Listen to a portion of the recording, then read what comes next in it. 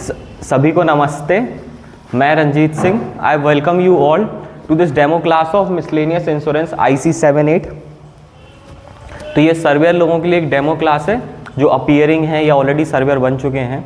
मैं आप सबको एक डेमो देना चाहूँगा चैप्टर 5 मनी इंश्योरेंस का, और इसको हम स्टार्ट करेंगे थोड़ा नैरेटिव वे में।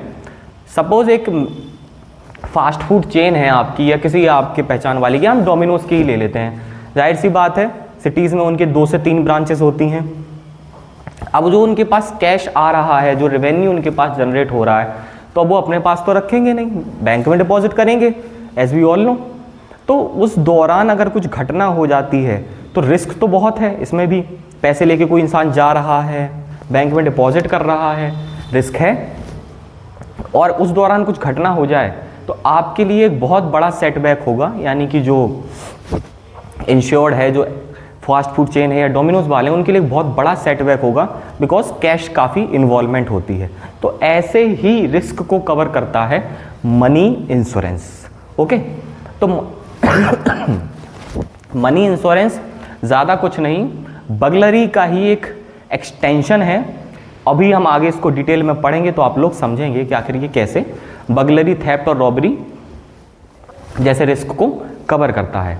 तो सेक्शन 1 इसका कहता है, जो कि ये कि कवर क्या करता है, ये कवर करता है कि बैंक प्रेमाइसेस से आपके घर तक आने में कोई अगर रिस्क होता है तो ये उसको कवर करेगा। अगर आपके पैसे का कोई रॉबरी हो जाती है, थेफ्ट हो जाता है या बगलरी हो जाती है, तो ये उसको कवर करेगा। देन सेम वाइस वर्सा, अगर इसका उल्टा कुछ होता है, मेन प्रेमाइसेस से या ब्रांच प्रेमाइसेस से कुछ होता है, देन उसको भी ये कवर करेगा। और सेक्शन 2 इसका कहता है, जो कि बहुत ज़्यादा डिटेल है, जिस पे क्वेश्चन बनता ही बनता है एक आध कोई ना कोई, क्योंकि हमें ध्यान से पढ़ना चाहिए कि आपके पास अगर जो कैश है, आप अपने जो वर्कर्स की पेमेंट के लिए जो कैश रखें, उसका कुछ अगर रिस्क होता है, वो पैसा कहीं रॉबरी में चला जाता है।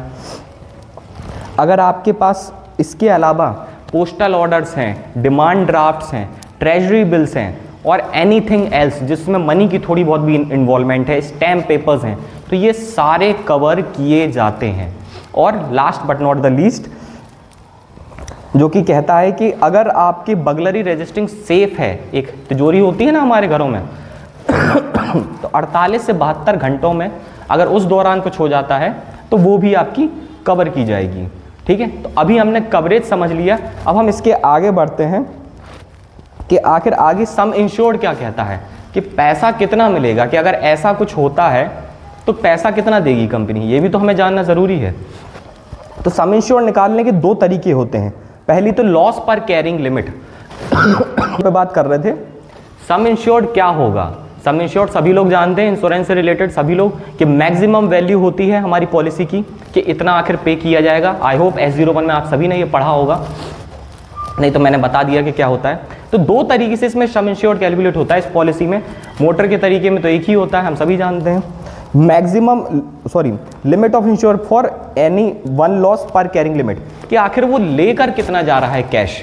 ठीक है, कि उसके पास कैश कितना है जो कि वो लेके चल रहा है, और ये मैक्सिमम अमाउंट एक बार तय कर लिया जाता है between the insured and the insurer, कि आखिर ये कितना लेके चल रहा है। और दूसरा तरीका होता है सम इंश्योर्ड निकालने का, कि एस्टिमेटेड अमाउंट ड्यूरिंग 1 ईयर, कि आखिर पूरे ईयर में कितना आखिर एस्टिमेट करते हैं, तो वो एक एवरेज निकाला जाता है। सपोज आज के दिन 5000, कल के दिन 4000, नेक्स्ट डे 10,000, 15,000, तो पूरे मंथ का जो एवरेज निकलेगा, देन पूरे ईयर का जो एवरेज निकलेगा प्रीवियस ईयर से, उस हिसाब से कैलकुलेट किया जाता है। देन सम इंश्योर्ड हो गया।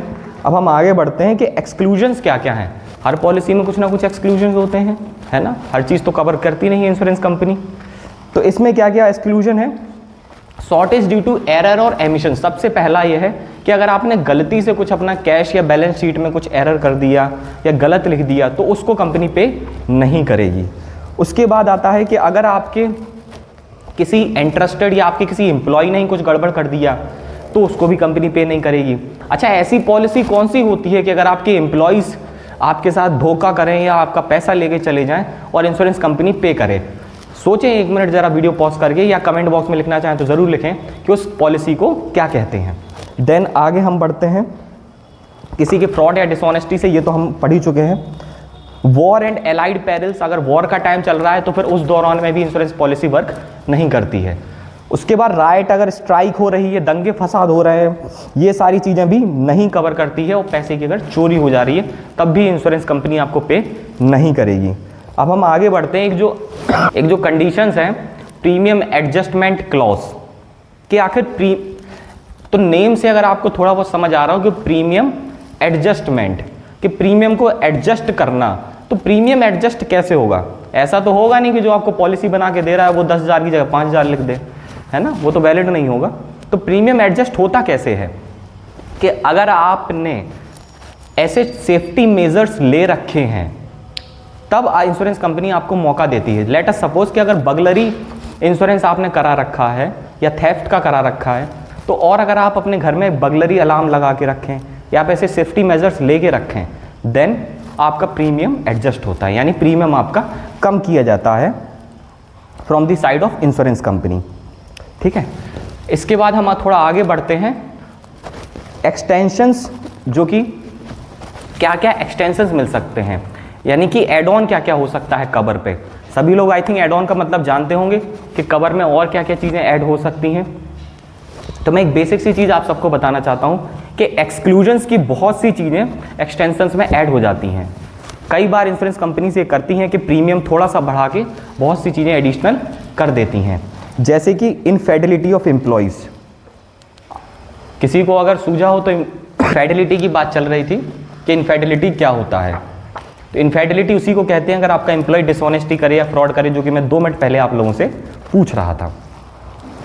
देन राइट या स्ट्राइक्स, टेररिज्म, दंगे फसाद हो रहे हैं, आतंकवादी हमला हो रहा है, तो इस दौरान का भी एक एक्सटेंशन आपको मिल जाता है, यानी कि पॉलिसी में कवर ऐड हो जाता है।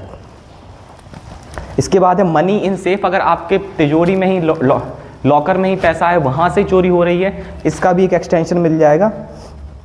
और मनी अगर आपके बिजनेस काउंटर के पे ऊपर है तब हो रहा है, तो उसका भी आपको एक्सटेंशन मिल जाएगा। ओके, इसके बाद प्रपोजल फॉर्म आता है।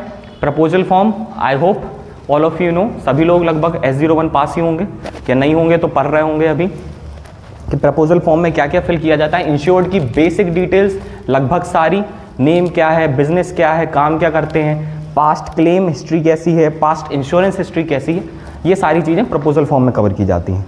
अंडरराइटिंग फीचर्स क्या क्या देखे जाते हैं कि कितना अमाउंट वो लेके जा रहे हैं, कौन से एम्प्लॉयज़ उनके लेके जा रहे हैं, उस एम्प्लॉय की हिस्ट्री क्या है। Okay, after all these factors the company will decide they are going to give you the insurance और not. In most of the cases they will grant you insurance. Okay, so don't worry.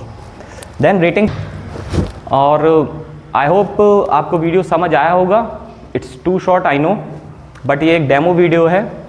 जैसा कि मैंने पहले भी बोला कि अगर आप मुझसे और डिटेल में पढ़ना चाहें तो हम गूगल मीट पे ज्वाइन हो सकते हैं। Thank you, have a good day.